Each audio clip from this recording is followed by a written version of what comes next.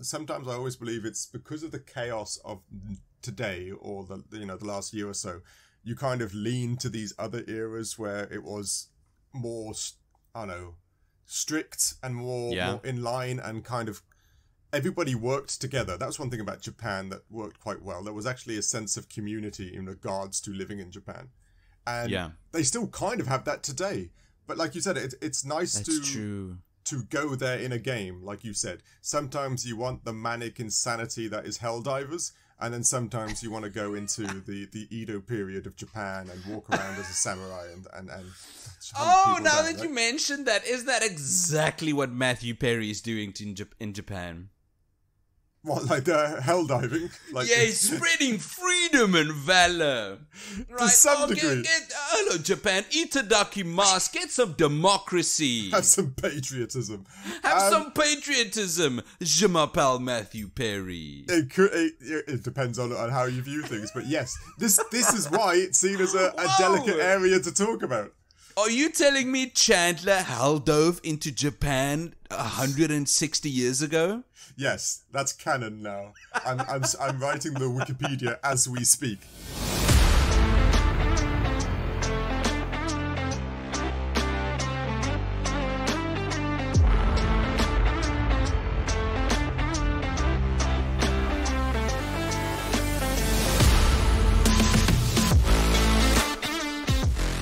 Hello and welcome back to a brand new episode of everyone's favorite podcast, the Critical Arcade Podcast. I'm your co-host, Nick. And I'm Dave. Hello, Dave.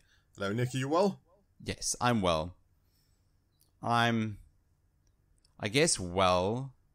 Still tired. But slowly but surely getting better. It's just one of those scenarios when somebody says, "Are you well?" You say, "Yes." "Oh, yeah, no, I'm great." And then you think to yourself, "But am I?" But what am I really? Am I okay? Yeah, but to say, it's like when you pick up the phone and somebody you don't know, say you're phoning up the municipality or and you say, "Hi, how are you?" "Oh, I'm great." It's like, what? Sorry? How did I just said that because it just flows because they're so used to just saying, "Oh yeah, I'm fine. I'm fine. Everything's great." Good. But yeah, I'm glad to hear you're fine-ish. The twins are now 9 weeks, almost 10 weeks old. So we're getting into a routine.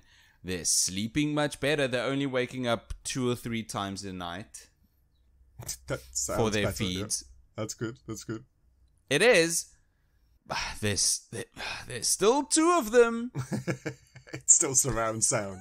It's still yes. I got babies in stereo. You've almost got Dolby 5.1. You just need one more. And then you've got the surround sound. We're close. Yeah. But other than that, feeling well, due to this week's game being another new release.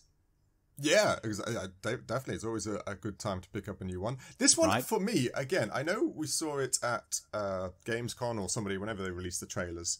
This, for me, also kind of came out without much marketing, or is that just really? Me? I thought so. There wasn't really much of a big push.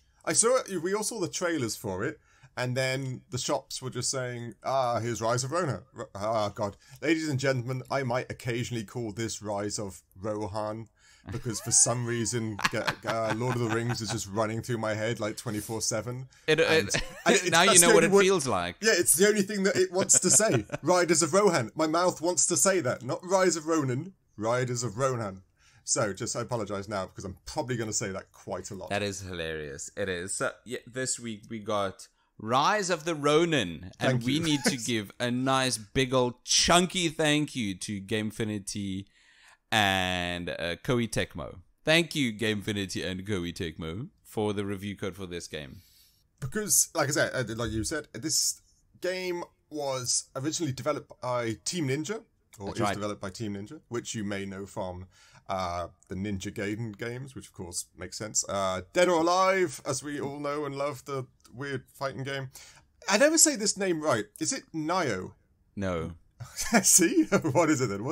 How do you say that name? I'm not trying to say the word correctly. It's not no. Almost, it's Neo. Is that Neo? Neo. Yeah, so it's like The Matrix. It's the one. I guess Neo. So, yes, okay, yeah. Neo. And the Neo 1 and Neo 2 and what's the other one they did? Wolong Dynasty. Yeah, that was quite recent, right? The Wolong Fallen Dynasty thing. That's strange for so big gaming studio, big Team Ninja. That's right.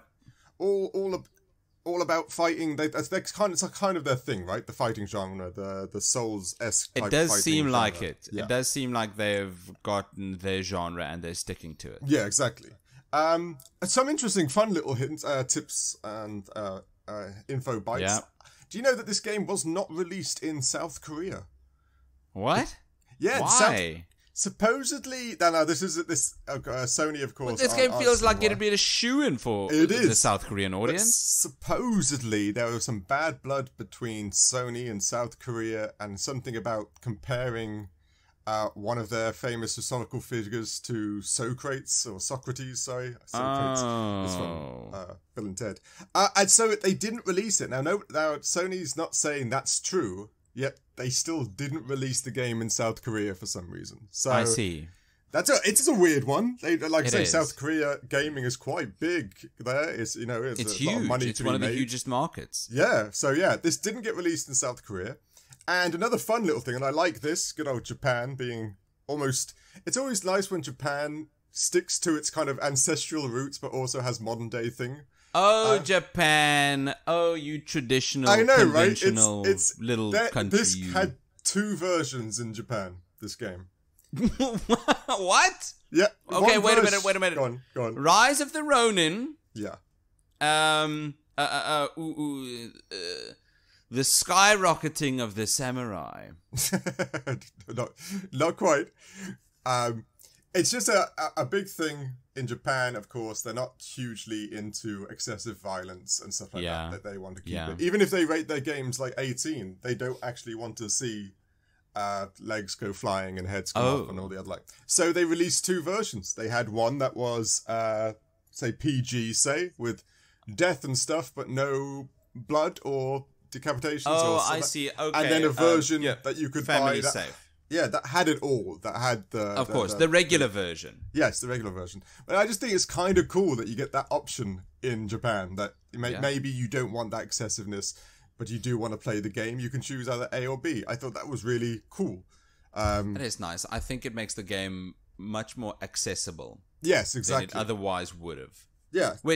I think accessibility is a big point for this game. We can get into that later. But it's interesting to think how much more that would have cost them to develop the game. I can only imagine adding blood and then not having that blood scene must be a developmentally complicated or annoying to have to take all those scenes out or black them out or do something PG to it. Which costs a lot of money. It could just have been the other way around. They built the base game to be the PG one, and then they just added blood and dismemberment. Yeah. No, you could be right. I just always, like I said, it's interesting stuff. But I do like that they kind of stuck to the Japanese values and sometimes some things and just made sure that. Koei Tecmo is a Japanese company, right? Yeah, very much so. Oh, okay, all right. No, they very much so. Yeah. Jump into narrative then, right? Yeah, let's do it. So this game, Rise of the Ronin, follows you, an unnamed... What are you before you're disgraced? Veil? What's it called? Oh, yeah. Is it Blades of the Veil? I am so bad at this. Assassins of the Veil, Blades of the Veil, something of the Veil. You're right. You're some sort of... Yes, so you're part of this group hidden in the shadows called the Veil. But then your entire town, your entire community is destroyed, and you are now disgraced. So you need to, and your master dies. Oh, of course, of course. You know, it's almost cliched in Japanese things. If you're an apprentice, you got to go save your master, but your master dies. I won't tell you how because we won't spoil it. But yeah, it's like you said. You do that. You're kind of disgraced and. Again, let me just point out, ladies and gentlemen, weirdly enough, this game is about twins. Like actual twins. So Nick over there has got twins in the game and then twins next to him. So can't get away. You really can't. Like everything is just twins all the time. Sorry, it was just a funny coincidence. I had no idea it was twins. I had zero idea it was twins. Right, I started the game. I saw these two children run away from their town being destroyed. Yeah. Only after Dave told me, ladies and gents, they were twins, that I realized, oh shit, what? Twins? Whilst in the room with some twins, you're just like, well, they don't matter to me. I've got my own. I'm not going to notice other twins out there.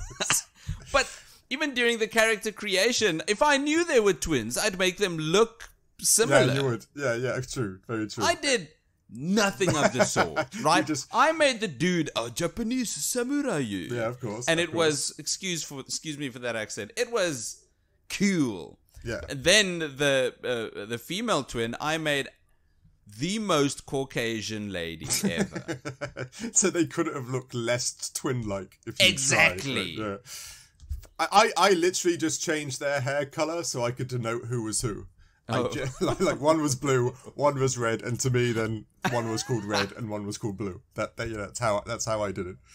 That's smart. But like you said, you're disgraced. Your town's burned down.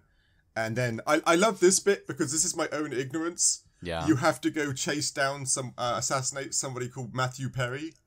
And I was like, oh no. Is that a nod to Chandler? That would be a weird place to put a nod. I really don't nod. want to assassinate Matthew Perry, please. I was like, that's a really weird coincidence. Didn't somebody, rest in peace, did he just die? But then I looked into it a little bit more, and Matthew Perry is actually named after this quite famous American general captain type who actually ended isolation of Japan, which was actually super cool. So this was being historically correct-ish. But that's the thing with this game, Rise of the Ronin. There are a lot of actual historical figures in this game. Right. I wouldn't call this game accurate. No, well, I'm not from a long shot, yeah. But it's cool for a place like Japan that's got their traditional roots are so incredibly deep. Yeah, that's right. That in a game like this, when you see historical figures, I can only imagine how cool it must be for those Japanese players who enjoy definitely. these types of things, right? Agreed. What was that other game that RGG Studios made? Ishin. Like a Dragon Ishin. Like a Dragon, yeah. Right? That's also very using historical figures. Oh yes, that's true. The same figures. Yeah, that's right. It's just so cool. It is, and there's another thing I was reading about this. Because this is set in the mid 19th century, so like 1850s to 1880s. Yeah. It's actually seen as a pretty aggressive time period for Japan. Oh. And so a lot of games stay away from it because it's the westernization of Japan. And it's not like the traditional ancestral type thing. See. Games actually normally shy away from this subject matter because it's a bit because it is and stuff like that. a sensitive era for a country. Yeah, exactly. And but again, they went full force into it. And I, as a European in regards to this, I actually intrigued how they incorporated certain things from the West into their culture. It was fun to watch, even things like their ships becoming steam powered and. Even in this game, it shows you the incorporation of rifles and yes, I was going to say rifles and pistols. Yeah, it's because you could switch between a shuriken or a rifle. Yeah, you could practically play Western or Eastern, right? You could get your long rifle, your handgun, and you get your saber or an officer's blade or some sort. So it changed up, and I thought I can understand why Japan doesn't like to push that narrative too much because it does seem to be a sensitive period, right? For them. And it makes sense. Westernizing a very Eastern country, country losing its original identity. Yes, exactly. That's what they were scared of. I can totally see why that's a sensitive subject. Yeah, and fundamentally, that's exactly what you do in this game. Narratively, you can either choose the path of being behind the shogunate, i.e. the traditional Japanese values, or you can be against the shogunate and allow the westernized union. That's right. Which, again, there was some little things in there which I was like, whoa, okay, that makes sense.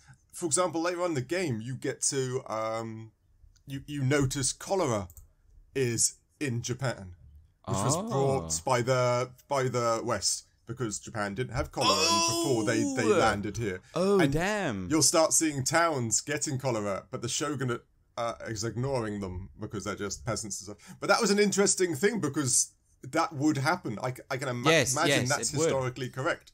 A country that's never had to deal with something like that. Exactly right. All of a sudden, now the West is coming over, trying to tell them what's better and bringing disease. Yeah, no, it's, like I said, for me, it was really interesting. Like I said, this game, like you said, this game isn't like historically correct. This is exactly what happened. This is how it was. Yeah. But it does play on some little historically correct and intriguing little thoughts that you think to yourself, yeah, I wouldn't even think of that. But of course they'd come over with this, or they would bring up this, and they'd get decimated by this part of Western. I get it. It does make so much sense. It's fun. Like the newer Call of Duty World War II games.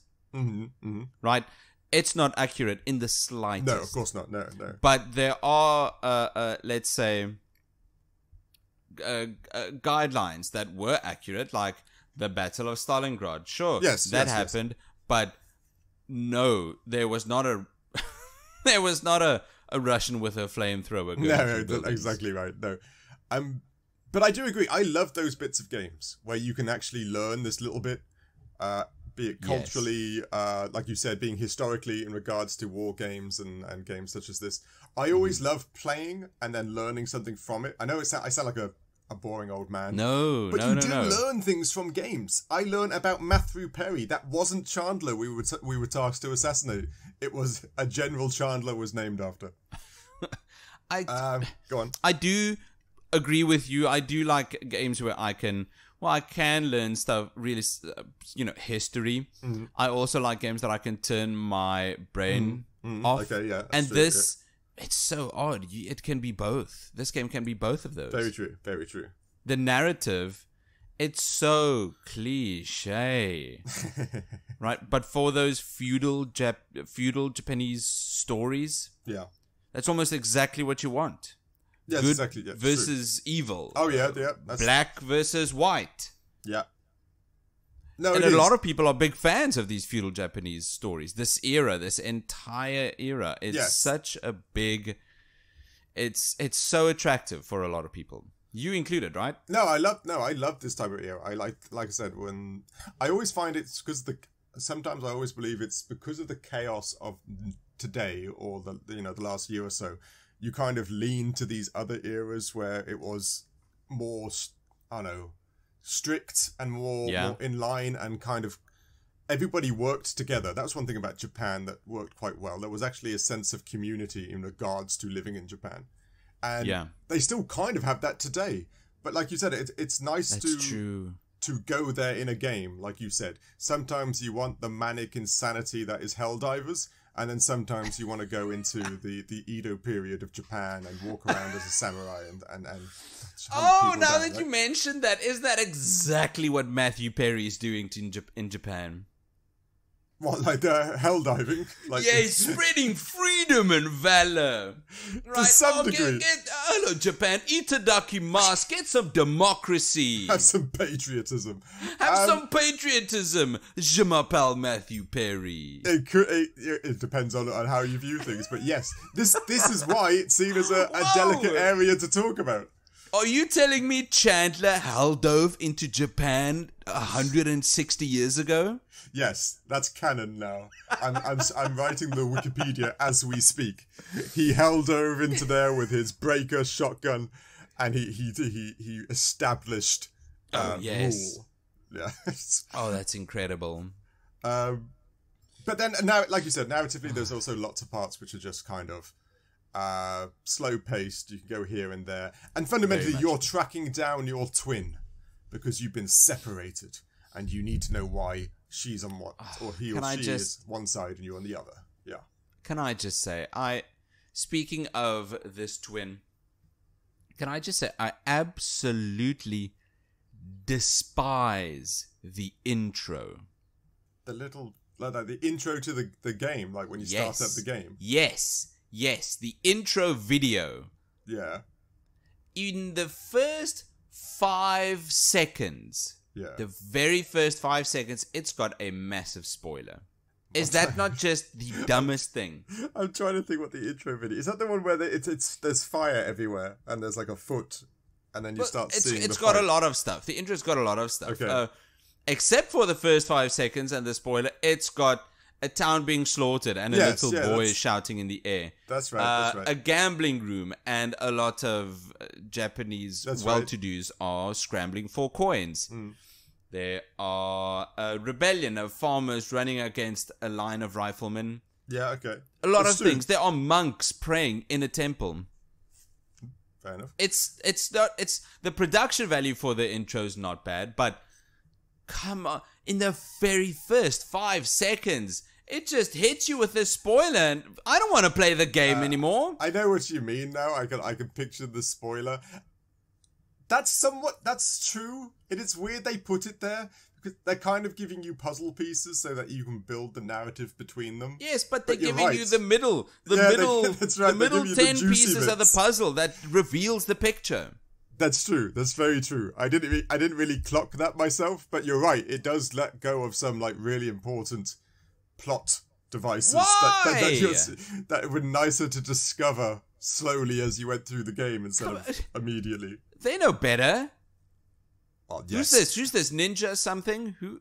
Team Ninja. Team Ninja. They know better. Right? They've been making games for 30 years. Yeah, but remember they have been making Dead or Alive game. Beach Holiday, or what the hell it was called. I keep forgetting that. You're right. Anyway, that annoyed me. That it shouldn't annoy me, but it does. It did. And anything else narratively?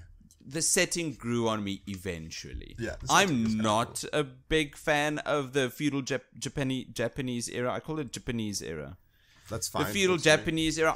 I get the appeal. It's just not for me. Fair enough. I much more prefer high fantasy, like Dragon's Dogma 2, Lord of the Rings. Yeah, okay, yeah. All Lord of the Rings. So I wasn't that excited for Rise of the Ronin. Fair enough. Eventually, though, it did grow on me when I unlocked the glider. Yeah, I thought that was coming. Yeah. Well, when the gameplay opened up a bit, where I could explore a bit more, I got the glider. I can. What's the word? Not a hook shot, but I can grapple everywhere where I need to. That's right. And then glide everywhere I need to go, everywhere else. It's fun.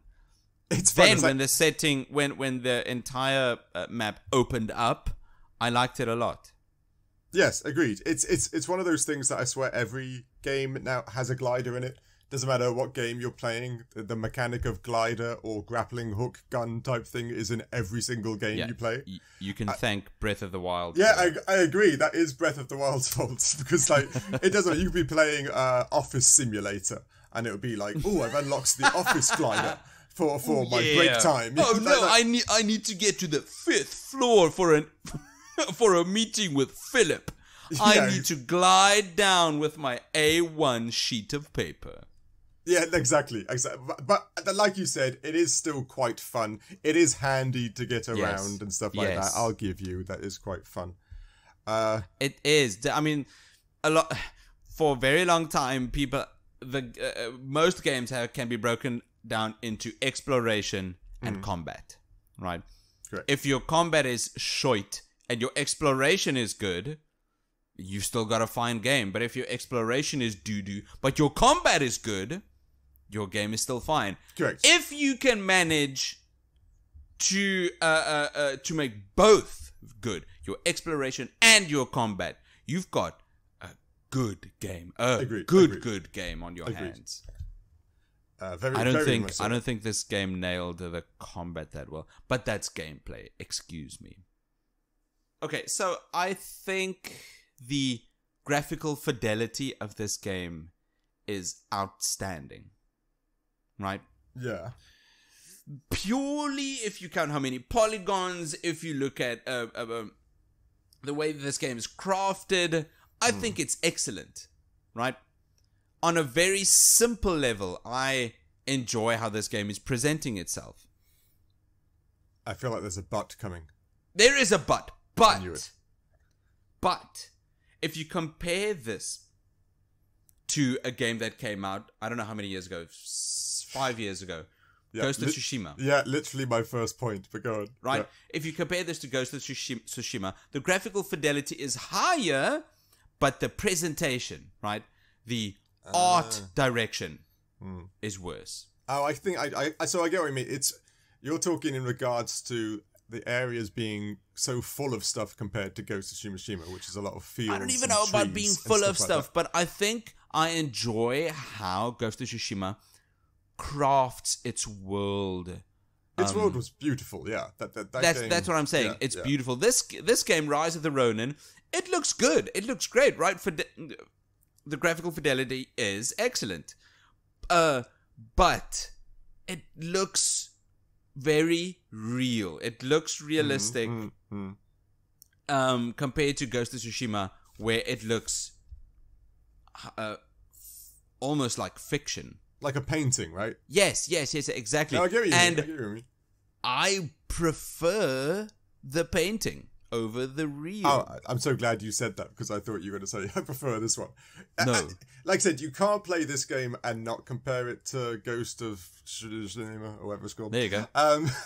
Because it was so pretty. We all know the first one's so pretty, that it had the flowers and the trees and the foxes, and it was a very pretty game. And now you got this game, and you're right that this was set in an era that kind of wasn't pretty. So it can't do you could go to the shrines, and there's some nice landmarks and stuff you get to see, which are awesome and stuff. But you're right, you can't paint it in the same pretty way when it's an era that's fighting within itself and stuff like that. So it seems like this feudal Japanese era was very dirty and grimy, and nobody was clean. Certain areas, that's very true. The poverty gap just increased. The rich got rich, the poor got poor. Yeah. And yes, I do believe historically the shogunate did kind of lose its way, much like most histories. If you go back in time, the Greece and the Romans, they kind of lost sight that there's the poorer people are getting sicker, and dysentery and stuff is starting to increase. Yes. Same thing happens in most history, and this looks like this is the era where that happened in Japan too. Yeah. You're right. It again, I find it unfair, because we're talking about an era which is gritty and dirty, and like you said, that's the historical part of what they're doing here compared to Ghost of Tsushima. But I couldn't play this game, and I kind of hated the hair. I know you hated the hair. Now, granted, I'm relatively bold, so it might be just like hair bias. But the hair in it just seemed bad. Bad? What do you mean bad? Okay, just the other day, we looked at the video of Stellar Blade. Yeah, that's right, yes. And the hair in that looks great. I've looked at the hair in other games I can't think of right now. Baldur's Gate, the hair in that's kind of cool. The hair in this, I don't know why, for my money, sucked. Why? It sucked! Because it was all thick polygons, and there weren't any real strands of hair. They were like... I'm being fussy, don't get me wrong. I am being fussy. And the hair, I can only imagine, is super hard to actually put in graphically, because, physics and wind blowing and all the other things you got to add to it. I thought the visuals in this game were kind of lacking. I'm not going to lie. You think so? I think so. I thought there was just... Later on in the game, it's so Assassin's Creed-like, where you just have to go to one area, do this thing, this thing, this thing, this thing. It's very much like Assassin's Creed. Go to the next area and do this thing, this... It just... And then you start just thinking, well, I've defeated this character design like 7 times, and I've gone here and I've defeated this character design 20 times, and it's... I don't know. I think, granted, I'm going into gameplay a bit too much there. Did you think this game was overly violent as well? No. No. Do you like Tarantino? Right, I do. There are dismemberment. I did get a lot of blood. I wouldn't call it overly violent. Doom is overly violent. That's a great great one to compare to. Yeah, I can't argue that point. Doom is incredibly violent. Yeah. This one, I mean, I wouldn't say there wasn't dismemberment. There was plenty. In feudal Japanese era. Yeah, that's true. Very true. But yes, cutting off every one of your foes' head is a bit excessive. And okay, I'll add some like pluses. You get to play with cats. I thought that was a plus. I like cats. I like animals. You get to play with lots of cats. You get to collect cats. And doggos. Lots of doggos to say hello to and get money, good. which is like a score I wish I could. That was in real life. And I do like, I must admit, I thought you do, in game, one of the things you do is take photos, right? You take photos of landscapes. Some of their positioning, where you had to stand to take the photo, I thought was really artistically done. Like, I was like, whoa, that's such a good angle to take of this shrine, or that's such a good... Sometimes you get them and it's just a take picture A, and you could zoom all the way in and just take a picture of a window, and they'd say, yeah, great good job. Mission complete, check mark. Perfect, yeah. These ones, the angles that like lower down and high up and set with the trees in the right location look really thought out. I thought they'd almost look like postcards every time you took a photo. I thought that was really cool. It is incredible. I like how most new games are incorporating a photo mode, so you can just bask in how good these games are looking. I wouldn't say this game looks bad. I'd like there to be a bit more color. True, right? I think that's another thing Ghost of Tsushima did that this one just doesn't. There's more color. Yeah, this one just looks bland. No, I agree entirely. The whole place looks kind of bland. I'm guessing that was a directional choice, but I must admit, I do miss it too. I miss a colourful flower or a pretty bright green tree, or I don't know. Yeah, I agreed. But go on. One thing I do very much want to applaud in this game is how this game seamlessly adds your custom character into every cutscene. That's true. Yeah, that's right. The cutscenes seem pre-rendered, right? Maybe 10 years ago, they seem like 10 years ago pre-rendered cutscenes, which, right, look good. But then you can see, oh shit, my custom character is just in this. They're just there doing what they need to it. And I realize to what extent these cutscenes aren't pre-rendered anymore. These games have come a long way. Gaming has come a long way. No, it really has. I do get what you mean each time. You could even have you could have created an insane looking character. Yes. And he would be standing in front of the shogunate or standing in front of You could have made an abomination. Yeah, really and the cutscenes would not skip a beat. That's very true. I liked, and it's again, this is one of my little things, and I'm very petty, but I do enjoy it. I like that you could clean your blade of blood. You know, that cool move all samurais do when you...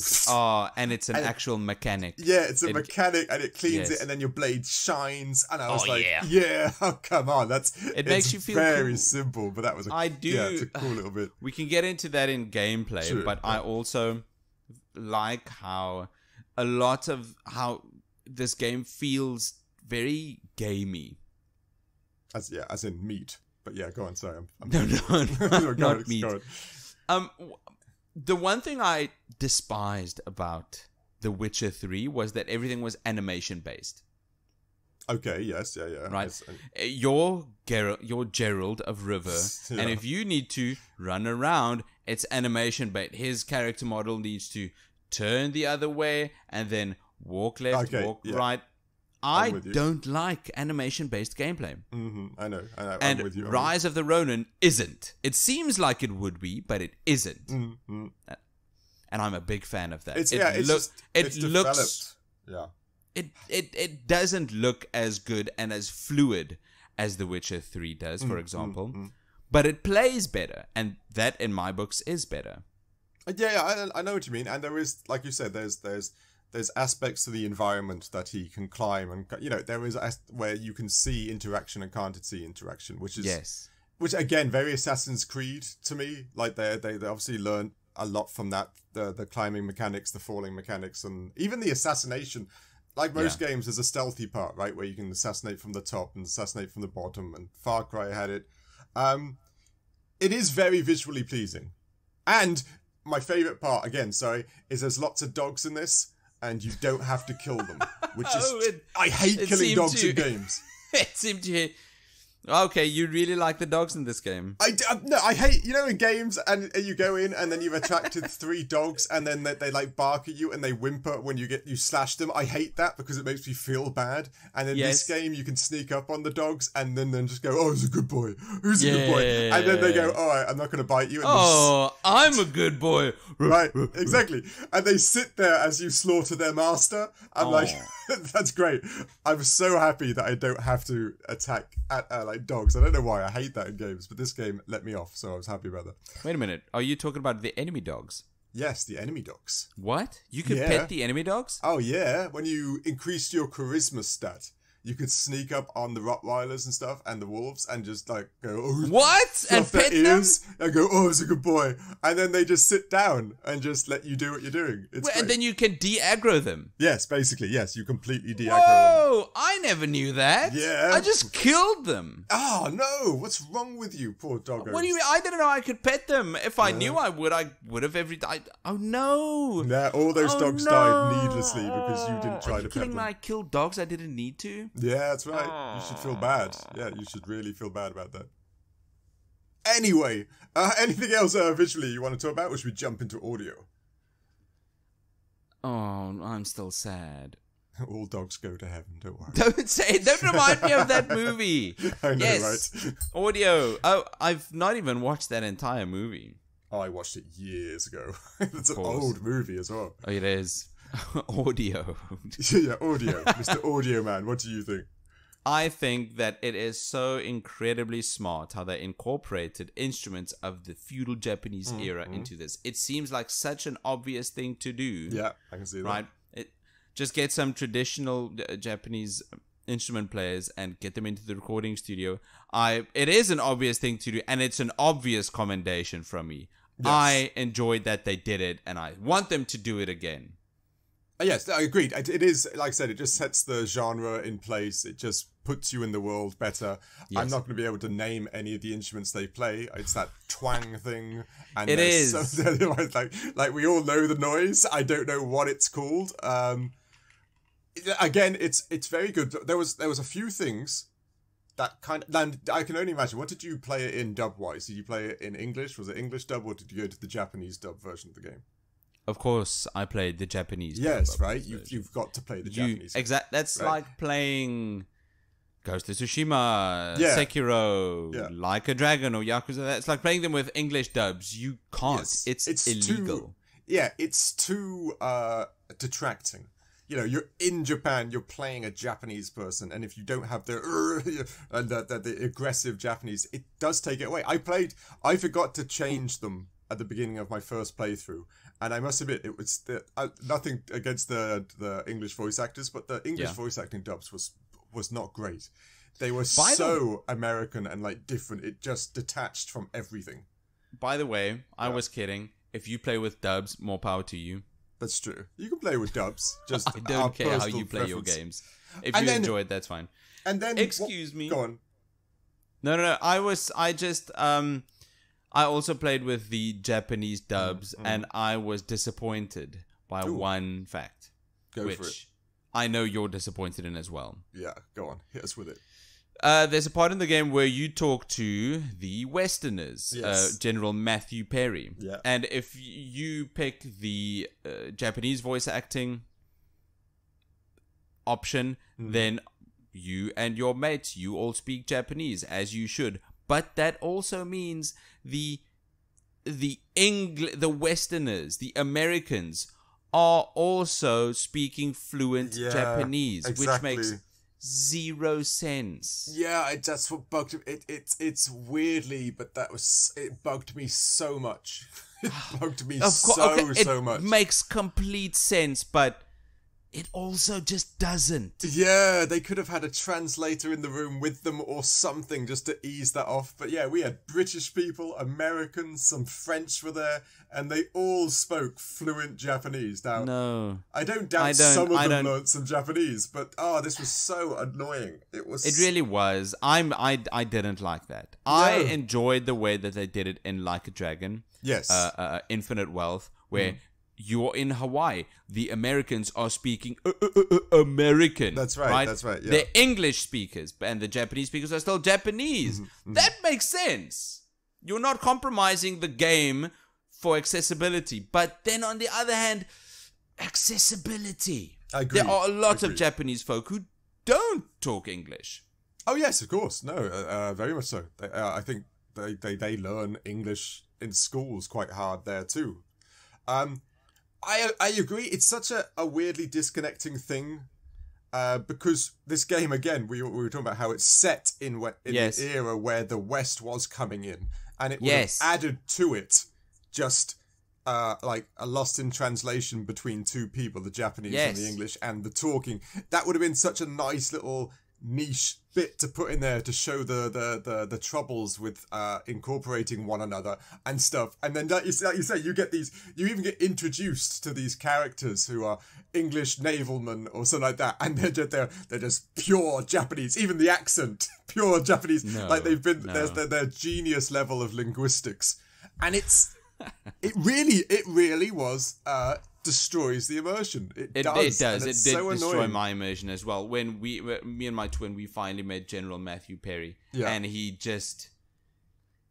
was just speaking fluent Japanese. I was taken out of it. Yeah, entirely. It's so annoying. I can't, like, ladies and gents, we get it because if you're in Japan and you want them to speak Japanese, but we all kind of used to subtitles now. I know it's a weird thing to say, but I'm guessing with Korean dramas and Korean music and all the other music coming out, we're all kind of getting very used to seeing subtitles on the screen, right? So it wouldn't have been hard for them to have put the English bits in and then subtitled in Japanese, you know? Or do what Like a Dragon did. Just have your English voice actors try the Japanese language, because that would make sense. The Westerners are coming to Japan. Have them just try speaking Japanese to the locals. Which would be much more historically accurate. Yeah, right? exactly. That definitely would have happened. There would have been people over there that were learning the dialect and stuff like that to incorporate into. Yeah, 100%. And you're right. There were bits where even the NPCs in the streets, like the ladies and gents with like their umbrellas and stuff like that, and when you bump into them, would speak Japanese to you. It was like they would go, "Oh, I'm so out of the way," or something. They'd literally go, "Oh, it's we are here." Sorry, I'm not going to try to do a Japanese accent. I completely understand why they did this. Yeah. It's just not what I would have done. If I was Team Ninja. Yes, which is inevitable. I am fundamentally always Team Ninja. Yeah. Another interesting thing, I saw that the composer for this music, I'm not going to say his name wrong because it's a strange-ish name, Inonzer? What? Do you know the name? No. Oh, good. I thought you said, what? No way, not Inonzer. No, not Inonzer.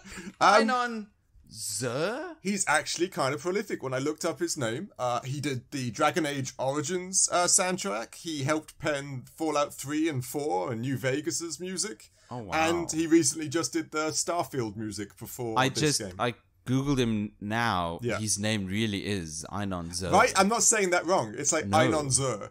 And if you seen his picture, he couldn't look less like an Inonzer if he tried. I was like, whoa, that wasn't the person I was picturing. Goodness. No, I'm happy he did this. The music is excellent. Right, yeah, no, he's quite a prolific composer, and he does, like I said, I love the Dragon Age Origins soundtrack. I used to listen to that as a kid. I can't believe how old that game is now, so... Jeez. And Fallout, who doesn't love the Fallout music? And he's done a banging job here as well. He, the drama, the period pieces, it's all so kind of spot on music-wise. Big fan. Yeah, very, very good. So, I think it's time we get into gameplay. Unless you've got anything else. Gameplay, let's do it. This is where the gameplay could be a big old chunky one. Yeah. Because this seems to be what is dividing the people for this game and against this game. Right? I can see that, yeah. This part is a bit all over the place. Yeah, agreed. The gameplay. Because earlier I spoke about two big parts in a game like this, the exploration and the combat. I dig the exploration. Yeah. I dig it. Yeah. You can move around freely. You can call your horse, and in a second you're galloping down the dusty old road. You've got a glider that you can just glide down for quite a while, and you've got a grappling hook, so you can reach places high up in the air. Yeah. Like I say, the standard kind of tropes nowadays. But yeah, I get what you mean. Yeah. That's the exploration. The part I'm concerned about is the combat. Okay, how so? I'm not the biggest fan of the combat. I don't know how you feel about it. There was a part of the combat I enjoyed. It was a concept, I haven't played many combat games like this, but I did like the idea that you had a health bar, a ki bar, fundamentally your stamina, and the enemies had a, what they called it? Like a crazy bar? Or shock bar? They had a little red bar that the more you deflected their attacks, the bigger that bar would get, and the smaller the stamina bar would get. And then when you got them, they'd be so scared that you deflected so many attacks, you could then do a critical hit. I thought that little mechanic was kind of fun. Yes. The idea that you could stress them out so much by your skills that they'd leave an opening for you to take them down or do a critical hit in regards to it. I thought that was quite fun. I also... I like that. I don't think it's very innovative because of one game that released, I think about 5 years ago at this point. The visuals for Rise of the Ronin, I compared to Ghost of Tsushima. Yes, of course. The gameplay of this game, I compared to Sekiro Shadows Die Twice. I thought that might come into play because I haven't played that game, but I do know that game is very counter-attacky and kind of deflecty, right? Yeah, go on. That was going to be my question. Have you ever played Sekiro? No, I have not played Sekiro, no. Sekiro is what this game is trying to be. That sounds a bit like I'm adding some conflict between the two. I'm not trying to do that. Sekiro does what this game is trying to do extremely well. It's even got a grappling hook so you could just zip all over the place. That's right. But the combat in this case, firstly, I don't think the controls are very intuitive, right? Okay. You've got your jump, you've got attack, you've got deflect, and you've got dodge. Yeah. All on the face buttons. Yeah. Meaning all of those commands are being commanded by one finger, your thumb. That's very true. Yeah, very much, very, very true. For a game like Sekiro, the controls, I think, is more intuitive because they are placed all over the controller. You've got one on L1, you've got block and deflect, or parry. Yeah. Attack is R1. Yeah. And then dodge and jump would be on the face buttons, meaning you can have a finger on 3 of those actions at all times. Or where in Rise of the Ronin, you could only have one. Yes. Okay. Yeah. Okay. I'm with you. Right. So it's less intuitive. That's possibly why I like it, because I don't think I've got the complexity. I don't have the level of dexterity or skill levels to pull off a L1 R1 dodge attack combo like within half a second. So I'm like, I'm like, ooh yeah. Attack. Now that you mention it, that could be why this game feels like it's more for a casual audience. Yeah, no. Like I said, this is one of the games I could actually kind of complete. I could have played the gameplay. Granted, once you got into the rhythm of fighting, you're right that the fighting does then become a little too easy, except for boss fights. But the other, like the little henchmen and things, just becomes a slaughter fest each time. I was playing this game like I played Sekiro. I was hanging back, waiting for them to attack, and then I would parry, which would open them up for a killing blow. Yes, right? Yes. Which Rise of the Ronin does as well. Yeah. Once their posture bar fills up, you can then attack for a killing blow. Yes. Just like you do in Rise of the Ronin. Yes, very true. Yes, very true. And I was playing this like that. But I wasn't getting very far. Okay, yeah. So I switched up my tactics and I started button mashing and attacking, just not hanging back and playing very aggressively, right? Just square, until their health bar falls. Yeah, I'm with you. And that worked way better. Oh, really? That's not what I've been doing. I've been obviously doing it the hard way. I've been trying to counter everything because it looks cool. Same. I know, right? That's all I was ever doing. But you're right. You're right. Attacking did seem to be more of a gameplay plus than it was to just wait to deflect. But to you and I, it doesn't feel like you're properly being a Ronin. No, it doesn't. And again, you can't like Ghost of Tsushima. The fighting in that just felt more fun and, like you said, more Ronin-esque, more samurai-esque. Sekiro. Sorry, Go on, you're saying Sekiro, go on. I was just going to say Sekiro is way, way, way harder. Yes. Way harder. And that's by design. Yes, agreed. Which I think it is unfair to compare the two because this was made for a much more casual-based audience. Agreed. Right, the combat's supposed to be much easier, the exploration is supposed to be much more fulfilling, and you're supposed to get around much easier. Hence why the horse exploration, the gliding, and the grappling is all so easy. Well, the thing I compared this game mostly to was Assassin's Creed. Yes, that makes complete sense. It makes complete sense. It does. And even, I swear to you, there are some parts in it where there's an eagle and it's the exact sound of Assassin's Creed. I did that weird noise. Well, wouldn't be surprised. But there's, again, this one later game, and this is a lot of people have pointed out, it's just a collectathon later on. It's like, go to this area, defeat the bad guys, go to this shrine and pray, go find a cat. And there are 100 cats to find. There are and it got boring. I'm sorry. It just and later on, I remember looking at my infantry space, thinking, "Oh wow, I've got 2,000 infantry space." I thought, "Wow, that's great." So I don't have to be over encumbered. I don't have to care about the infantry that I have, except that you do. At many points I was full because you get like 5 items from each bad guy you kill, and you couldn't just sell all. You had to highlight each one with the square button and then select each one for 500 different items and then press sell all. Goodness. That was so mind-numbing. There are things in this game where they've made it, they haven't put much love into. Even, did you notice the aggro circle thing? I don't know what else you call it. That you could aggro a bad guy or a bunch of bad guys. You could walk outside their aggro area and then they'd walk back into place. That was an old school mechanic we used to have years ago. I thought this was gone. So if you really wanted to, you could aggro everyone, take them out, and then as they walked back, just shoot them. Like, you could do that for each fight. It was so annoying. I didn't know, I thought we'd gotten away from aggro areas. I didn't even notice this. Oh no, this was the worst. All of a sudden, you're ducking, you're diving.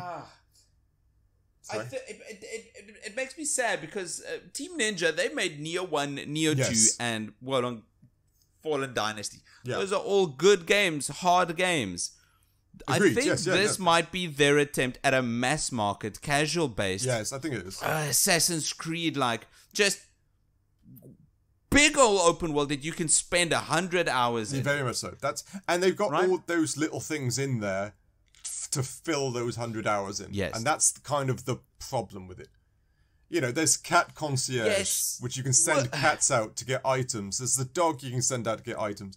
There's each weapon style each weapon has 5 different styles that you can build up with experience each time. So that will take hours. There's collecting all this. My exact words for Assassin's Creed were a mile wide, an inch deep. Yes, exactly it. It's like they henpecked different bits from games that the people and then just put it in there. There's even making friends, which is kind of like Persona, or like you said, like a dragon is yes, where you can give them gifts and build bonds, and it's all like you said. It's very shallow. It's all very little bits, and later on when you're in 10 hours, you kind of care less. You're just like, oh, it's another person. I've got a friend. Oh, there's another person. And you're just like, oh my, do I want to? It's one of those things when you do the friend missions that you just start pushing X through the text. Yeah. Because you no longer want to actually know what's going on. You just want to get it. You want that friendship level 2. And then you want that. I totally get it. Yeah. It's like I said, you said it right. It's miles wide and only an inch deep. And that's a lot of it. And as you get later in the game, that's exactly how it feels. It turns into a bit of a slogfest. I don't like the direction that this went into. I think there are some gems here and there regarding the mechanics. I like the exploration. Yeah. The open world is fine. The horse riding, I think, is my favorite out of every game I've ever played. Yes, way better than Red Dead Redemption 2. There's only one thing I'll give the horse riding is that you don't have to go over to the horse to go on it. I'd always bugged. You know, in other games, you call your horse and it walks into the scene, and then you've got to go over and then press X or whatever to climb on. This one, you call your horse and it runs kind of past you and you jump on it automatically. Because it runs into me. Yeah, and then a split second later, I climb on and it's go time. Yeah, exactly. That makes sense. Way better than any other horse riding game. Because why else would you call your horse if you're not going to ride it? Exactly. I'm not calling my horse so it can stand next to me and I can use it as cover. That's not why I'm calling my horse. I'm calling my horse to climb on top of it.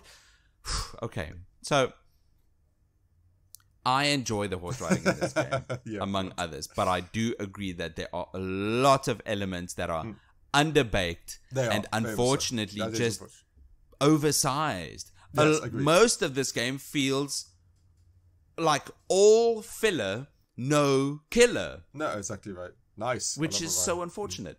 Yeah, I agree. There's so many even little things just coming up. There's a vendetta system that's kind of pointless.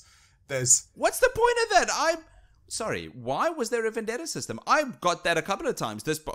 Now there's a vendetta. Yeah, I got What does that mean? In theory, there's also a Souls-like to this a bit. You know, as you slowly developed karma, you could bank them at the banners. Oh, yes, for skill points. And so in theory, when you died with like 200 karma, the person who killed you has that karma now. And so you have to go back and kill him to gain the karma back so that you can bank it at the banners. Okay, that makes sense. And is that the vendetta system? They now have your karma and a vendetta. You need to get it back from them. Yeah, the karma's not so important that you actually need to really give it to him. You just, you save a few more animals, or you save a little... they have that same open world system thing where you get these little mini missions: protect this person, get mugged by this person, follow this dog, the normal little randomly generated missions. Which you could get a ton of karma for anyways. So, like, it is. So, we're going on the same point. But it is so shallow. It's all kind of meaningless after, like, 30 hours or whatever you put in. You're just like, Yeah. Okay, anything else gameplay-wise?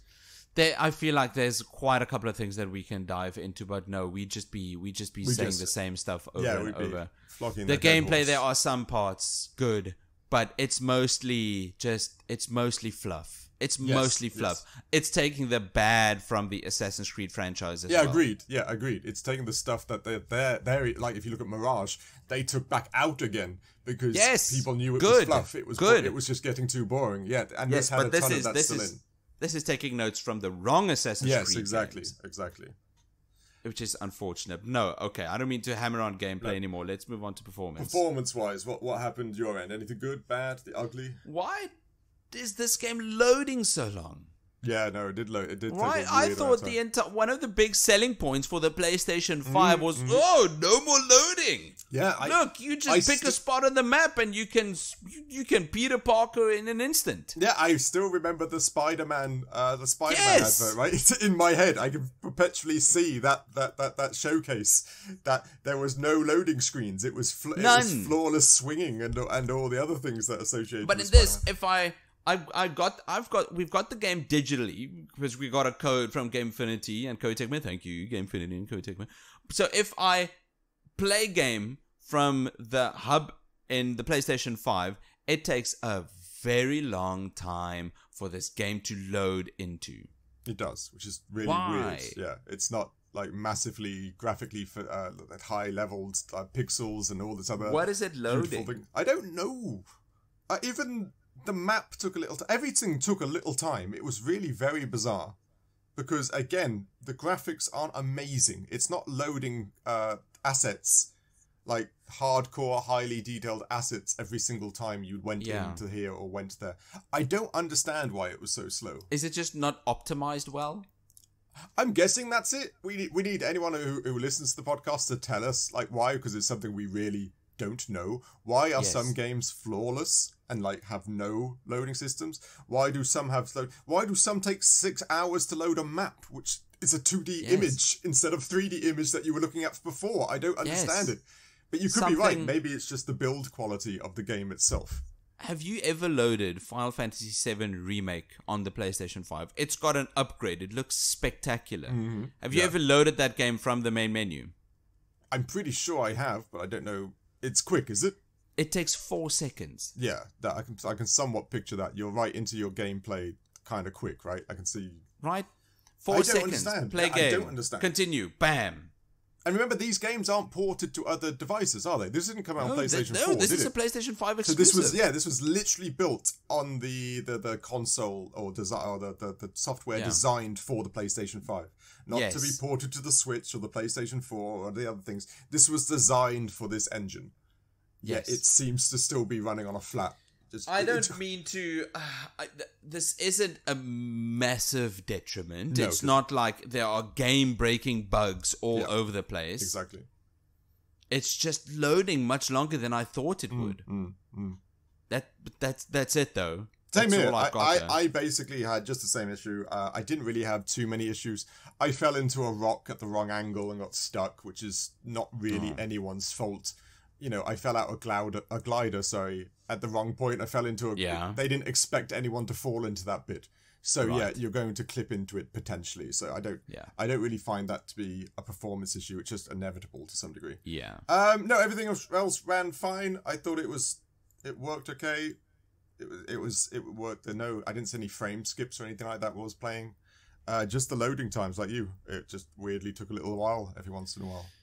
Besides the performance, the value for money, I think is fine. I think this is a big old collectathon and mostly fluff and filler. It is. But I don't want to say I'm giving it a pass because it's a new formula. Mm-hmm.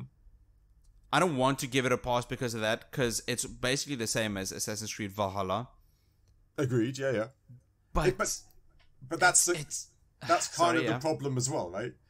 That's kind of the problem as well. It's all the things that we're getting tired of from an Assassin's Creed game in a samurai game. And exactly. You're not an assassin. You're a samurai, Ronin type, Japanese man. But it's still just the wrong type of gameplay that we don't want anymore. Yeah, it's all just fluff and it's giving you those 100 hours, but 80 boring ones.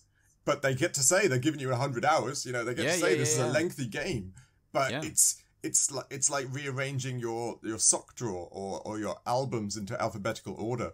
It's just not always fun. It just isn't something you always want to do. It's not fulfilling. Yeah, exactly.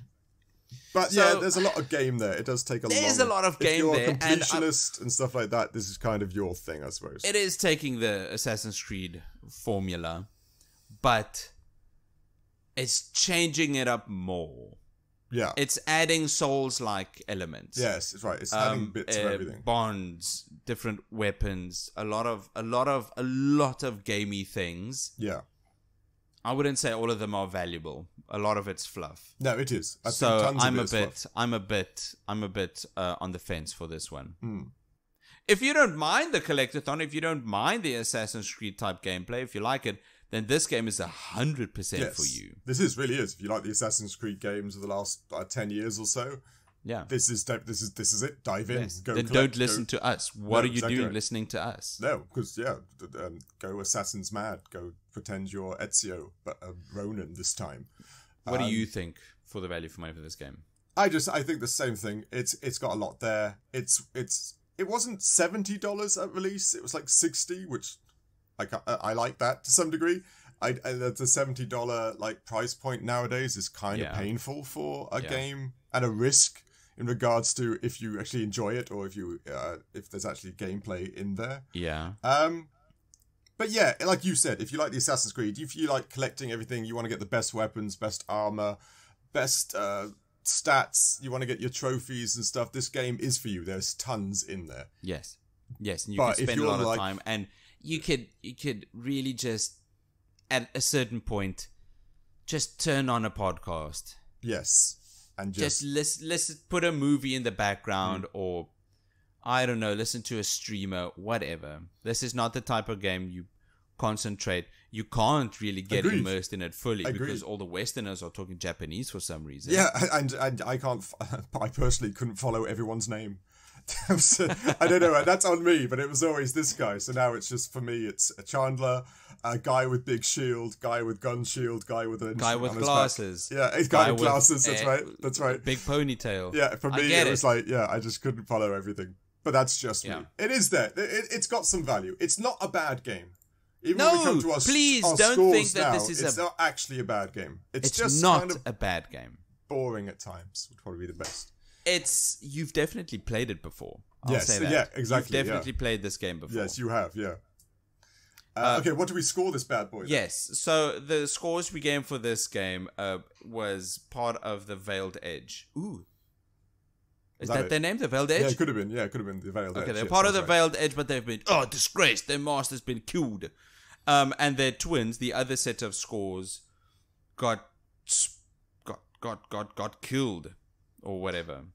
So our scores scoured the land and eventually came upon our twins, who matured into the Let's Brigade rating of C+, which is good. That's exactly what this game is. It is a C+.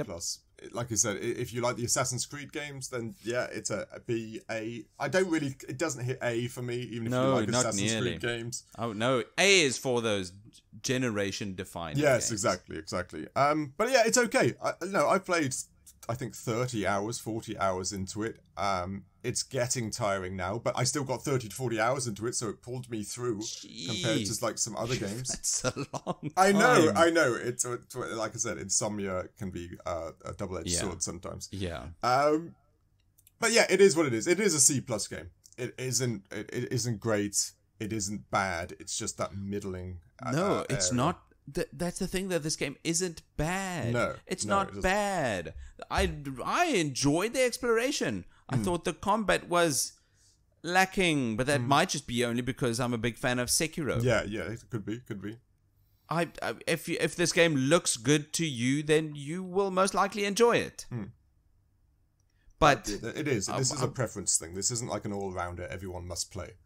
No, definitely not. And I wouldn't even say this is a Game of the Year contender. No, agreed. Not at all. So that was Rise of the Ronin, a game that I'm still happy we played. Yeah, it's not like I hated my time with this game. No, exactly. It was a good game. Fine game. It was a fine game. Me. A good game is Chrono Trigger. Chrono Trigger, that's a good game. This is a fine game, and a bad game is Suicide Squad. I dissed on the horse riding earlier, but Red Dead Redemption 2. That's because you good just ass game. You just can't ride a horse. It's not me. That's a skill issue. The horse riding is bad. It's not. That was a skill issue, I swear. But anyway, BioShock Infinite, good game. True, I'm not going to argue that one. That is a good game. No horses. Horses. Big plus. Horses can't fly. No. So there are good games. This one is fine. You can play it if it looks good to you. So yeah, that was Rise of the Ronin. Thank you for listening to the Critical Arcade podcast. Be so kind, you could leave us a review. It would help us out a lot. You could also follow us on our social media channels on YouTube or Instagram, or you could catch me on email. I'm nick@criticalarcade.com. And I'm Dave at criticalarcade.com. But besides for your email, Dave, where else can we follow you?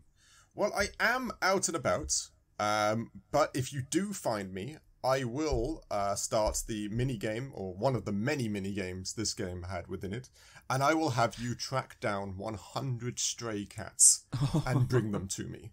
It doesn't matter where we are. We could be in the middle of the Saharan desert. We could be in the middle of the top of, I was going to say Mount Olympus then, like that was a place. On top of Mont Blanc in France, you have to go and find and catch 100 stray cats and bring them to me so that we can start a concierge company. So that's it. So I don't even know how easy or hard that would be. There could be shelters where you could probably do that quite quickly. But that was what happened. And you have to bring them all at once. I don't know why, but a big ball of cats is you somehow need to. Yeah, you somehow need to achieve this. If you find Don't do that. Rather follow us on Patreon for exclusive content like our post show or Critical Cinema, which is a good time. But need to know. Yeah, go on. Speaking of good times, David, how about you tell us what have we got lined up for next week? Next week's game, after it's funny because it's kind of a foil to this game by all accounts. We went from the super serious Rise of Ronin to the, I don't know, super silly, would you say? Yes. Ape Escape 2 was a 2002. That's at 22 right. years old. That's God, 22 years ago. That's so long ago. Damn. Have you ever played Ape Escape 2? No, Ape Escape was one of those ones you always heard people playing, or I heard coming Yes. out, and never touched it because No, I figured me it was neither. Super Monkey Ball-esque or something like that, which I also didn't play those games. So it went under the radar, but it's supposed to be pretty decent game, like a fun game. It's supposed to have... Well, it's remembered as such. Yeah, it's so supposed to have quite the fan following. So Yes. I look, like I said, I look forward to seeing the one that I may have missed as a child and playing it next week. So that should be a ton of fun. Same. Well, you can look forward to that next week. We'll see you then. Cheers. Cheers.